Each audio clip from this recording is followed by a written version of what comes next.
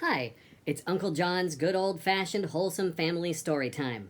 Today, I'll be reading a story from a book called There Once Lived a Woman Who Tried to Kill Her Neighbor's Baby, Scary Fairy Tales, by Ludmila Petrusevskaya. It looks like that. So, here we go. This is called The Arm.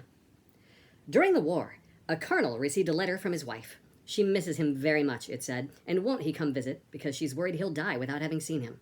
The colonel applied for leave right away, and as it happened that just a few days earlier he'd been awarded a medal, he was granted 3 days. He got a plane home, but just an hour before his arrival, his wife died. He wept, buried his wife, and got on a train back to his base, and then suddenly discovered he had lost his party card. He dug through all his things, returned to the train station, all this with great difficulty, but couldn't find it. Finally, he just went home. There, he fell asleep and dreamed that he saw his wife, who said that his party card was in her coffin. It had fallen out when the colonel bent over to kiss her during the funeral. In his dream, his wife also told the colonel not to lift the veil from her face. The colonel did as he was told. He dug up the coffin, opened it, and found his party card inside. But then he couldn't resist. He lifted the covering from his wife's face. She lay there as if still alive, but there was a little worm on her left cheek.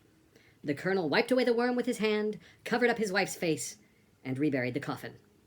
Now, he had very little time, and he went directly to the airfield. The plane he needed wasn't there, but then a pilot in a charred jacket pulled him aside and said he was flying to the same place as the colonel and could drop him off.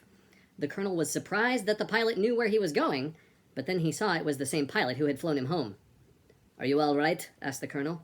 "I had a little crash on the way back," said the pilot, "but it's all right. I'll drop you off. It's on the way." They flew at night. The colonel sat on a metal bench running the length of the plane. In truth, he was surprised the plane could fly at all. It was in terrible shape. Clumps of material hung everywhere, some kind of charred stump kept rolling into the colonel's feet, and there was a strong odor of burned flesh. They soon landed, and the colonel asked the pilot if he was sure this was the right place. The pilot said he was absolutely sure. "Why is your plane in such poor shape?" the colonel demanded, and the pilot explained that his navigator usually cleaned up, but he'd just been killed. And right away, he started lugging the charred stump off the plane, saying, "There he is, my navigator."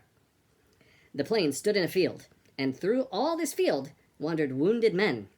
There was forest in every direction. A campfire burned in the distance, and among the burned-out cats and artillery... It's not cats, it's cars. Among the burned-out cars and artillery, people were lying and sitting. Others were standing, and others were milling about.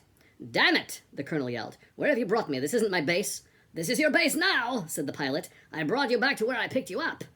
The colonel understood that his division had been surrounded and destroyed, everyone killed or wounded, and he cursed everything on earth, including the pilot, who was still messing with his charred stump, which he insisted on calling his navigator, and pleading with it to get up and go. "Let's start evacuating everyone," ordered the colonel. "We'll begin with the military files, then the coats of arms and the heavily wounded." "This plane won't fly anymore," the pilot noted. The colonel drew his pistol and promised to shoot the pilot then and there for disobeying an order. But the pilot ignored him and went on trying to stand the stump on the ground, first one way and then another, saying over and over, "Come on, let's go." The colonel fired his pistol, but he must have missed because the pilot kept mumbling, come on," to his navigator. And in the meantime, the roar of the vehicles could be heard, and suddenly the field was filled with a mechanized column of German infantry. The colonel took cover in the grass as the trucks kept coming and coming, but there was neither shooting nor shouting of orders, nor did the motors stop running. 10 minutes later, the column was gone, and the colonel raised his head. The pilot was still fussing with his charred stump, and over by the fire, people were still lying down, sitting, walking around. The colonel stood and approached the fire. He didn't recognize anyone. This wasn't his division at all. There was infantry here, and artillery, and God knows what else, all in torn uniforms, with open wounds on their arms, legs, stomachs. Only their faces were clean. They talked quietly among themselves. Next to the fire, her back to the colonel, sat a woman in a civilian dress with a kerchief on her head. "Who is the senior officer here?" demanded the colonel. "I need an immediate report on the situation." No one moved, and no one paid any attention to the colonel when he started shooting. Although when the pilot finally managed to roll his charred stump over to them, everyone helped him throw his navigator on the flames, and thereby put out the fire. It became completely dark. The colonel was shivering from the cold, and began cursing again. Now it would be impossible to get warm, he said. You can't light a fire with a log like that." And without turning around, the woman by the fire said, "Oh, why did you look at my face? Why did you lift my veil? Now your arm is going to wither." It was the voice of the colonel's wife. The colonel lost consciousness, and when next he woke up, he was in a hospital. He was told that they'd found him in the cemetery next to his wife's grave, and that the arm on which he'd been lying was seriously injured, and now might have to be removed. The end. This has been Russian Fairy Tale Story Time with Uncle John. Tune in tomorrow for an equally bizarre story.